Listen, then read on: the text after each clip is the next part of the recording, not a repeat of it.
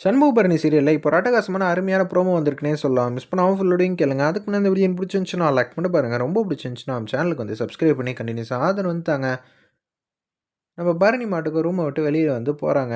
அப்போன்னு பார்த்து சண்முகம் வந்து ஃபீல் பண்ணிகிட்டு இருக்காங்க. பரணி மட்டும் இல்லைனா இது எல்லாம் வந்து நடந்திருக்குமா? பரணி கிட்ட நம்ம கோவப்பட்டு பேசியிருக்கக்கூடாது. எல்லாத்துக்கும் காரணம் பரணி தான். நம்ம குடும்பத்தையே வந்து அனுசரித்து போகிறவ பரணி மட்டும்தான். நம்ம போய் மன்னிப்பு கேட்போம்னு சொல்லிட்டு அந்த இடத்துல வந்து மன்னிப்பு கேட்கறதுக்காக வந்து போகிறாங்க. "ஏலே என்ன மன்னிச்சிருல" அப்படின்னு சொல்லும்போது மூஞ்சிய திருப்பிக்கிறாங்க பரணி. "நீ தான் உன் தங்கச்சி பேச்ச மட்டும் தானப்பா கேட்குற. நான் ரத்னாவுக்கு வந்து நியாயமா எதுவுமே வந்து பண்ணவே இல்லன்னு சொல்றா. நான் எதுவுமே உன் தங்கச்சிக்காக பண்ணதே இல்லையா? சொல்லு பார்ப்போம்" அப்படின்னு சொல்லி அந்த இடத்துல வந்து வேதனையோட வந்து நம்ம பரணி வந்து நியாயமா வந்து கேள்வி கேட்குறாங்க. "புருஷனோட சேர்ந்து இரு. வீட்ல வராதா பிரச்சனையா?" அப்படின்னு சொன்னேன்.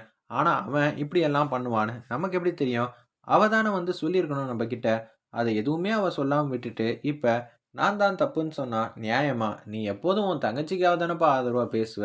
உன் தங்கச்சிக்கு முன்னாடி நான்லாம் நிக்க முடியுமா என்ன? அப்படின்னு சொல்லும்போது, தப்பு தான்ல. நீ தான் என்னோட குலசாமி. இது உண்மதான். நான் வீட்ல வந்து நிம்மதியா இருக்கேன்னா, அதுக்கு முழு காரணம் நீ தான். எந்த பிரச்சனையா இருந்தாலும் நீ பார்த்துப்பன்னு தெரிஞ்சு தான், நான் வந்து அப்படியெல்லாம் வந்து நிம்மதியா வந்து இருக்கேன். என்ன மன்னிச்சிருல அப்படின்னு சொல்லி அந்த இடத்துல வந்து மன்னிப்பு கேட்குறாங்க. உன் மன்னிப்பெல்லாம் தூக்கி குப்பையில போடு. நான் வந்து உன் மன்னிப்பெல்லாம் ஏத்துக்கவே மாட்டேன். நீ கொஞ்ச நேரத்தில வந்து அங்க வந்து தாவிடுவ. உன்ன பத்தி தெரியாதா? அப்படின்னு சொல்லும்போது, அப்படியே முட்டி போட்டு மன்னிப்பு வந்து கேட்குறாங்க. டேய் எந்திருல. முட்டி போட்டுலாம் மன்னிப்பு கேட்குறேன்னு சொன்னோனே, அப்படியே வந்து நீ மன்னிச்சுட்டேன்னு சொல்லு. மன்னிச்சுட்டேன்டா அப்படின்னு சொன்னோனே, 2 பேரும் அப்படியே ஹக் பண்ணிட்டு நிக்கிறாங்க. பரணி வந்து கடுப்புல வந்து பேசுறாங்க. திருப்பியும் கொஞ்ச நாள் கழிச்சு, நான் வந்து இப்படியெல்லாம் உன்ன மன்னிப்பு கேட்க சொன்னேன் அப்படின்னு கலாய்ச்சாலோ, இல்ல உன் தங்கச்சிக்கு ஆதரவா பேசினாலோ, நான் கடுப்பாயிடுவேன். வீட்ல எப்படி பேசணும், ஏது பேசணும்னு எல்லாம் எனக்கு தெரியுங்கிற மாரி சொல்லிட்டு இருக்காங்க. வீட்டுக்கு வந்துடுறாங்க அந்த இடத்துல. நம்ம ரத்னாவ கூட்டிட்டு, "வெங்கடேஷுக்கு இப்ப எங்க இருக்காங்கன்னு தெரியுமா?" அப்படின்னு சொல்லி எசகிலேருந்து எல்லாரும் வந்து பேசிட்டு இருக்காங்க. நீ இல்லன்னு தெரிஞ்சோனே, நம்ம பரணியும் சரி, அதே மாரி சண்முகம், வெங்கடேஷையும் அவங்க ஃபேமிலியும் வந்து டிஷும் டிஷும் பண்ணி தூக்கி வந்து உள்ள வச்சிருக்காங்க அப்படின்னு சொல்றாங்க அந்த இடத்துல. அப்படியா? முதல்ல நான் அவங்கள பார்க்க போணும். ஒருவேள பரணி வந்து யோசிக்கிறாங்க, வெங்கடேஷ் வந்து என்னதான் இருந்தாலும் லவ் பண்ணியிருக்கா. அவ எதுவா இருந்தாலும் அவ வாழ்க்கைக்கு எது சரி, எது தப்புன்னு அவ முடிவு எடுக்கட்டும். சண்முகம் நீ எந்த முடிவும் எடுக்க வேணாம். அது எதுவா இருந்தாலும் அவளே பார்த்துக்கட்டும். நான் பரணி பேசுறேன். நீ வந்து கொஞ்சம் அமைதியா இரு ரத்னா. உன் மனசுக்கு எதுன்னு சரின்னு படுதோ அத செய். உனக்காக பின்னாடி நாங்க நிப்போம். சரியா? நீ என்ன பத்தி தப்பா கூட புரிஞ்சு வச்சிருக்கலாம். ஆனா, தயவு செஞ்சு உனக்காக நாங்க நிப்போம். அத மட்டும் நீ நம்பு.